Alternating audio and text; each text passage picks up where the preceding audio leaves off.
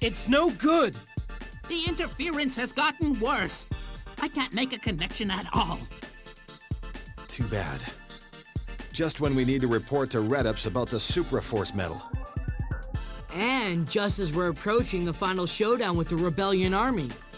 Can't we figure out some way to stop their interference? I have determined the jammer's location. But it's... in the Onovan Desert. The Onovan Desert is a death trap. It's covered in the most treacherous quicksand you'll ever see. Once it gets you, you'll never get out. That blasted Rebellion Army, quite a place to build a facility. We can't afford to send you in there. We have to go, whatever the danger. Yeah, every mission is dangerous when you're looking to take down the army. Right?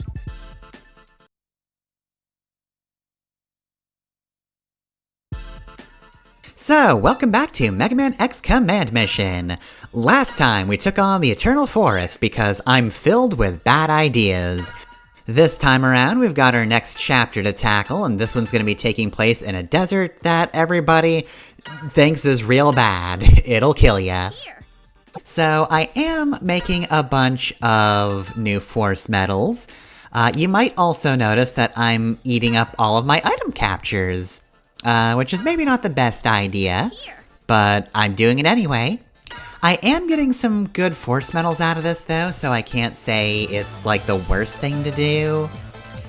I mean, item collection doesn't really have very good, like, percentage of, stealing anyway, so look, it's better to master Marino's slots if you want to steal items, but you've seen me attempt that. You know I'm bad at it, so I won't. Anyway, after a whole lot of setup, cause, you know, I was flush with money after Eternal Forest, I was able to buy a bunch of new items. And of course we still have deployment to do. And, okay, well, nobody died, but nobody got better. And we got Darkness. My favorite song title. Just Darkness. Alright, how did this group do? Could be worse, I guess. I mean, yeah, we did get a Prion to max level. Got him to the Hall of Fame, so we're good there. Better Matar. Patrol Dog, what are you even doing? Alright, so now here's the interesting one, Go Deal Laboratory. I say interesting, but honestly, probably nothing too good. I think I've got most of the good stuff from Go Deal Lab. Look, I've already been to the Eternal Forest, it can't really give me anything good at this point. We know what, like, the quote-unquote secret area of that place is, and it's really not... It's not like the thing we need the Tiana key for, you know? We can just go there without any extra items. Anyway, let's go to the Vanilla Desert, which I will most certainly refer to as the Vanilla Desert at some point. Wish it was a desert of vanilla, like God. Imagine if there was just a whole place made of vanilla that you could harvest. I mean, you'd have to clean it, because we're about to put our Reploid boots on it, but you know. Still just be an entire place just filled with vanilla. I mean, that's highly convenient. Vanilla's pretty good. You kinda need that. Oh, it's all granular. Well, I mean, vanilla sugar's fine, but I kinda need it liquid. So anyway, we get kind of just a gameplay introduction to the Vanilla Desert before we even get the title card, but nonetheless, we're in... Chapter 7, Block Transmissions! It's less of a chapter title and more of an order. Okay, so, the puzzle of this area is you have these towers, we've got the jammers, and the closer we get to their base, the higher the percentage will be.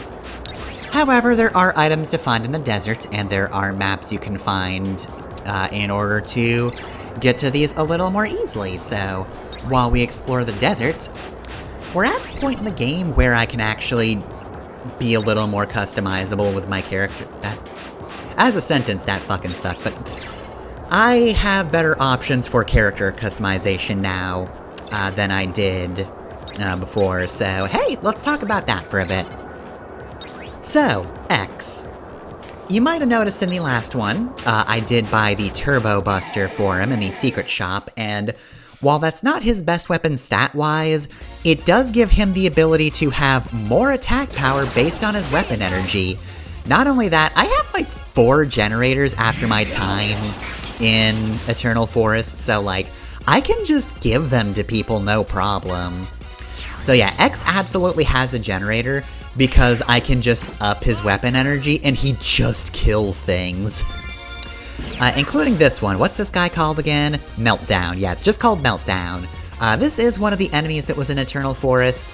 Basically, it does absolutely nothing, but it's got a ton of HP and just kind of guards for the whole thing. So, very sturdy, hard to kill, and will self-destruct at the end of this, which is, if not lethal, is gonna make you use some resources to recover from it. So, you absolutely want to kill him before he starts shaking his fist even harder. But considering I have completed the Eternal Forest, not a problem. But yeah, I think I also have like a Steel Energy or whatever it's called as his other sub-weapon in reference to X, so yeah, he's kind of just here to build weapon energy quickly and then just shoot you to death immediately. So he's very good at that. So as for other characters, Zero had the Soul Saber in the Eternal Forest, which is, you have better damage when you have less life. Which, you know, is potentially pretty good if you do get hit a lot, but honestly, I'm not really in the mood for a Danger Zero run, so not really one I wanted that much, though.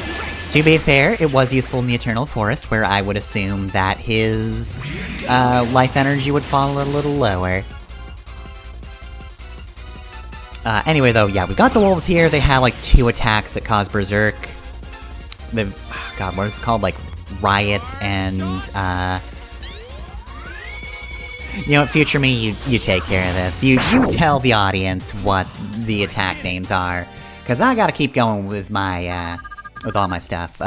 Zero, of course, still has Heat Haze, but I'm no longer using Soul Saber, because, you know, it's strong, but I don't plan on dying, so I'm giving him one of the Z-Sabers, which is a multi-hit weapon, which, yes, does absolutely stack with Heat Haze. So that's kind of disgusting. Zero can do ludicrous damage if you let him. Massimo, of course, has the Jet Guillotine, which is just a party attack weapon. I did also buy the Interceptor, which is better for single targets. But, the Interceptor is one of his best weapons, and I would actually go so far as to say the best. There is one weapon with much better stats overall. However, there is a downside to using it, and we're not getting it for a long time, so... yeah, I think the Interceptor is kind of just his best one, so you want that from the secret shop as well. Other than that, though, I've given him a sub-weapon that deals damage based on his life energy, and also something that drains life energy, so he's kind of just really taking advantage of his high HP.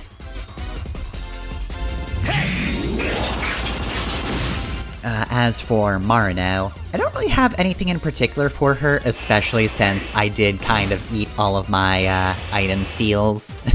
I didn't even notice that I'd used them, but I might make her a pure thief character at some point. Just, you know, makes sense. If I give her the ability to steal items in Zenny, it's Marino, she's the thief. However, one thing I actually haven't mentioned about her that's actually kind of important, I don't think you need to care about the minutiae of this game that much, but she is the only character in the game who has both close combat and shot weapons. Nobody else gets that. She tends to lean more towards close combat, but she does have some throwing weapons that, yeah, do count as shot. So she's a little bit versatile, actually. I don't think there's ever a huge requirement for it, but she does have that option if you need it, and I think that's pretty cool. Cinnamon, of course, is fairly straightforward. No new variation to her sub-weapons. She is still all about raising her own weapon energy and everybody else's too. I still have not been able to purchase the kitty gloves. Hers are some of the cheaper weapons of that shop, at least in terms of the ones you're gonna want to keep. I think Zero's was cheaper, but kitty gloves are pretty much her best weapon in terms of what they do, if not her actual stats. And Axel, I pretty much have built to always be transforming. Like, he got one of the generators that I have, because I have so many. And yeah, no, I pretty much have it so that he, can immediately raise himself up to 50 weapon energy so he can transform, because that's pretty much the best thing he can do. Not that that's a problem, like, that's amazing, but it is absolutely what I'm building him for, really. I think this is also the point where I gave him the turbo clock, which is just, if you use that sub-weapon, that will raise you in the turn order.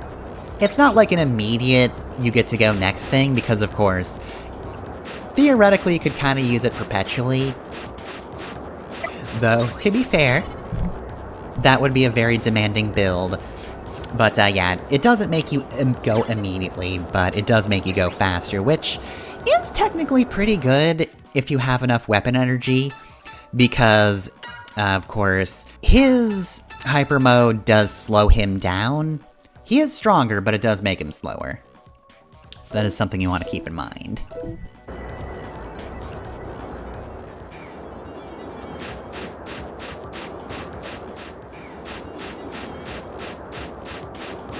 So yeah, that's pretty much all of the character builds. I'm at the point where I can kind of just do whatever I want with the characters, and the fact that I was able to complete the Eternal Forest kind of means I'm just set for life. Because I got a lot of good items and a lot of money from it, but also the fact that I can fight 3 Belladonnas means I shouldn't really have too much trouble with pretty much anything except for the secret stuff in the game. Also, yeah, I fucking hate these guys because they do have jamming, which blinds you, though apparently that didn't affect Zero. But that doesn't really affect Zero, and apparently it doesn't affect Massimo either. Marino's really the only one who has more difficulty at the moment because of that. Hawkeye is very good, though. It does let you kind of just ignore that particular status effect, but nonetheless, annoying enemies, though they do drop clear vision if they do blind you. So if you get blinded, it is a party attack, which fucking sucks, but if you get lucky and only like one person gets affected by it, you can kind of maintain where you are with the item amount over the course of this area. So right here we've got a door, but unfortunately it doesn't open. Damn it, they locked their front door. How could we have possibly foreseen this? So anyway, yeah, this'll read 100% because it's right next to their base, but where are we supposed to go? Over here. A cutscene will happen when you walk over here.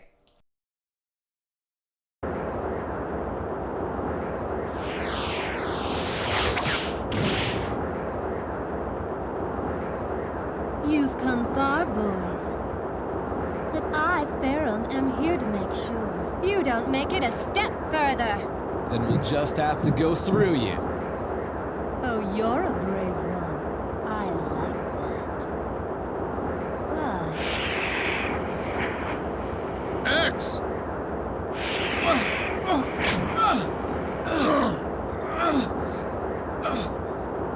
Massimo, X! Oh, goodness. Sand already got you?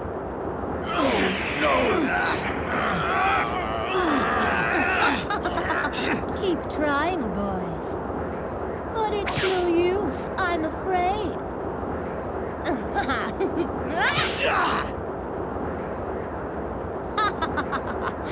What's wrong, kid?